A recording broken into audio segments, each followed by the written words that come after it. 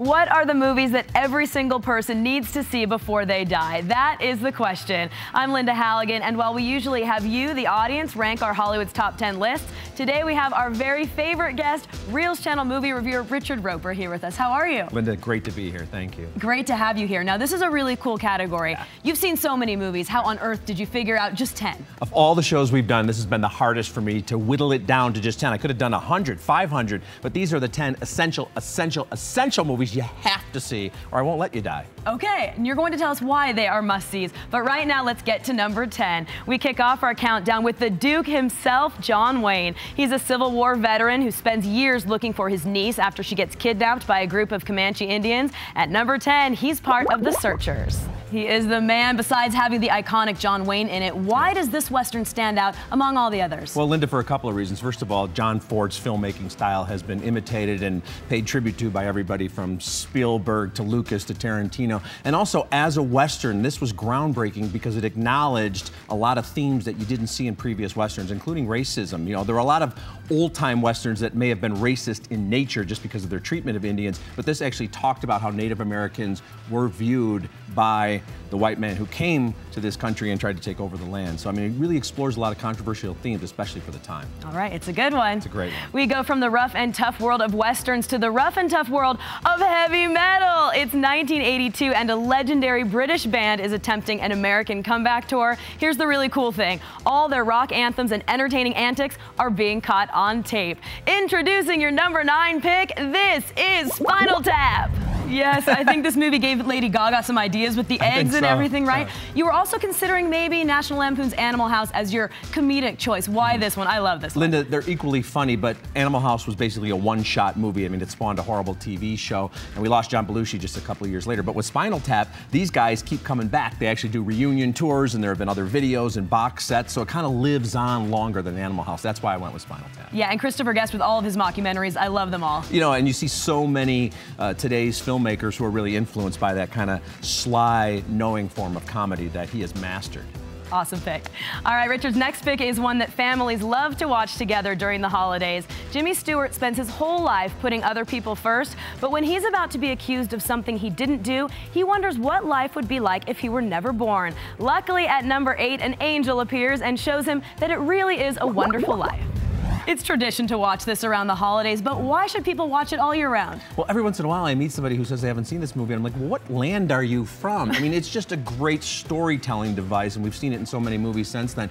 What would happen if you had never been born? How do others perceive you? And it's just a rewarding message, and of course, just wonderful performances there as well. Welcome back to Hollywood's Top 10. ReelzChannel Movie reviewer Richard Roeper is here with us today, counting down the top 10 movies you need to see before you die. Now, it seems like you're giving us a nice variety. Did you do that on purpose?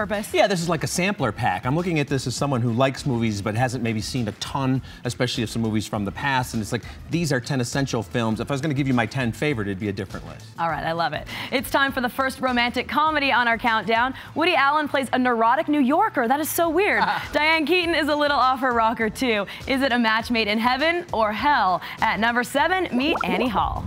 Such a memorable scene. Now, Annie Hall won 4 Oscars. On a lot of lists, it is ranked as number 1 in terms of Woody Allen. Sometimes Manhattan, Hannah and Her Sisters. Why did you pick it? Any of those 3, but Lynda, that's the reason. The Academy Awards, that's why I picked this film. As a reminder to the Academy that they can reward comedies. That's the last comedy that won Best Picture. That's more than 30 years ago. How about giving comedies of today a chance once in a while? Is that true? Yeah, that's absolutely true. That's amazing. All right, good point. Now we have the first and perhaps only foreign film on Richard's list. A young small-time thief steals a car in France and kills the policeman following him. Then he tries to get an American girl who he met recently to join him on his getaway to Italy. You may be familiar with the 1983 remake starring Richard Gere, but 23 years earlier, legendary filmmaker Jean-Luc Godard brought the original to the screen. And at number 6, he's leaving the audience breathless. We're making the audience do a little reading in this episode. Now, I have to admit, I've never seen this movie, but I've already added it to my rental list. Why should we Americans see it? Well, Lynda, you know, this is one of the primary French New Wave films where they took all the iconic American cinema techniques and brought it back in a new and fresh way. And the jump cuts that are used here, we really hadn't seen before. And there's something really cool about that black and white. Doesn't that look like something that's very modern and hip, even though that movie's from 50 years ago? Love it. And the music, too, adds a lot to it. Yeah, great style, very influential. Tarantino loved that movie. I bet. What about the actors in it? You know, they're everybody in this movie too. You know, the filmmakers, people on screen, very young. They were trendsetters. And again, you look at their styles and you could see the influence a half-century later. All right, I look forward to it. Very cool film. Okay, thanks. Welcome back to Hollywood's Top 10. I'm Lynda Halligan. He's ReelzChannel movie reviewer Richard Roeper. And today we're counting down his list of movies everyone must see before they die. These are your picks, of course, but do they appeal to everyone? Well, I would hope so, and I think anybody who loves movies, even if you haven't seen a lot of these, I would really urge people to check them out, and I'll be very disappointed if you don't share my views. All right, we'll check them out. This movie really put director Bryan Singer on the map. You probably know him as the man behind the first 2 X-Men movies, but we have 5 men in this movie, all taking part in a police lineup. Could any of them actually be the infamous criminal mastermind, Kaiser Sose? At number 5, they're the usual suspects. Yeah, we had to do some bleeping in that scene. Now, you like this movie because of the incredible twist ending. No one saw it coming. We don't want to give anything away to the audience, but how did they pull it off? Well, the writing here is so pitch perfect, Lynda. In fact, one of the other cast members, I'm not going to say who, recently told me this movie was so great it even survived having Stephen Baldwin in it. That's how good it is. I mean, the actors are all really good in here, but it's really about the writing and the perfectly crafted story. I mean, there's not one false note in the screenplay of this film. Wonderful ensemble cast. Yeah, great ensemble cast, but it's all about the story in this movie. It really is. I had a feeling this one would be on Richard's list. It's writer-director Quentin Tarantino at his best. Mix in Oscar-nominated performances by John Travolta and Samuel L. Jackson, and you've got number 4 on our list, Pulp Fiction. Okay, I knew this would be in your top 10. You love this movie. Is it because of the violence, the story, the hairstyles maybe? All of it, and on top of all that, Lynda, it's maybe the funniest movie of the 90s. I mean, even though it's dark and violent, I mean, it's just hilarious. This might be the one movie I would pick if I could see just one movie before I die. It's just wildly entertaining. Upon repeat viewings, it actually gets better. And so unique. How influential is this movie? Huge, huge. I mean, you know, Tarantino has all of his influences, but over the last 15 to 20 years, we've seen so many filmmakers try to copy Pulp Fiction, sometimes not so successfully, but a huge influence on an entire generation of filmmakers. Yeah, it's fantastic. Welcome back to Hollywood's Top 10 Movies to See Before You Die. These are Richard Roeper's picks. Now, realistically, if we didn't make you narrow it down to 10, how many movies do people need to see before they die? I think there's a basic list, Lynda, of about 100, that if you saw those 100 movies, you'd really come to appreciate what the great art of cinema is all about. We could do 100 one day. Okay, we'll get together, and I want to see all those 100 if I haven't yet. This movie gets voted onto our countdowns all the time. While it wasn't a huge hit at the box office, it has certainly struck a chord with movie audiences at home. Tim Robbins gets sentenced to life in prison for killing his wife and her lover, but while he's there, he forms a beautiful friendship with another prisoner played by Morgan Freeman. At number 3, it's The Shawshank Redemption. Such a great pairing on screen there. What is it about this movie? I've never met anyone who doesn't absolutely love it. Yeah, Lynda, it has so many classic themes there. Injustice and redemption and friendship and perseverance and also great performances. I think this is a movie that should be shown in every classroom in America because it has so many great values that people need to learn about. It really does. Why do you think it didn't do that well in theaters? I think the problem at the first point was the Shawshank Redemption. People were like, I don't know what that means. And it was based on a story by Stephen King, so people thought, is this going to be a horror movie? So there was a lot of confusion. But as you mentioned, this is a classic example of a movie that's become a huge favorite because of repeated viewings on cable. Absolutely. A very different Stephen King movie. Richard's next pick is widely considered the best movie ever made, and it is a cinematic masterpiece. Orson Welles stars, directs, produces, and co-writes the screenplay. He plays millionaire media mogul Charles Foster Kane, a man who achieves everything, then watches it all come crashing down. At number 2, he is Citizen Kane.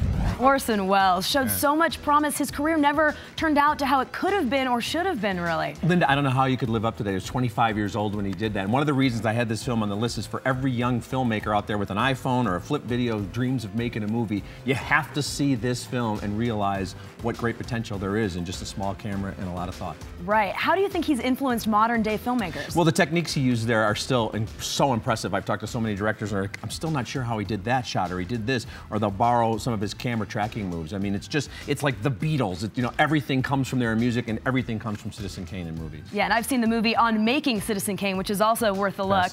So if Citizen Kane is number 2, what will be number 1? Don't change that channel. We reveal Richard Roeper's top pick up next on Hollywood's Top 10 Movies to See Before You Die. Welcome back to Hollywood's Top 10 Movies to See Before You Die. ReelzChannel movie reviewer Richard Roeper chose today's list, but before we show you his number 1 pick, let's take a quick look back at 10 through 2. And now for the movie, or shall I say movies, that Richard Roeper thinks everyone absolutely must see before they die. Some say the first is better, some say the second, but we let Richard cheat a little bit and combine both for his top spot. These movies put the G in gangster. At number 1, here's Marlon Brando in The Godfather and Robert De Niro in The Godfather Part 2. I don't think you'll get many complaints on this pick. Why are these two your favorite, and is it pretty much impossible for you to separate the two? I think you have to put 1 and 2 together because they are really one story of America, really, in the 20th century, Lynda. And I always tell young people, when they come up to me and they say, I love movies, and they haven't seen The Godfather, I say, that's like saying you love to drink and you've never had water. You don't get to say you love movies if you haven't seen Godfather 1 and 2. They are the be-all and end-all, the greatest movies of all time. They're never going to be topped. And let's talk about the performances and the cast in these movies. Yeah, incredible. Everybody from Marlon Brando and, of course, you know, a young unknown like Al Pacino, James Caan, Robert Duvall, you can go on. And even the minor characters here were just so perfectly cast in every shot. Francis Ford Coppola was just a master in his prime there.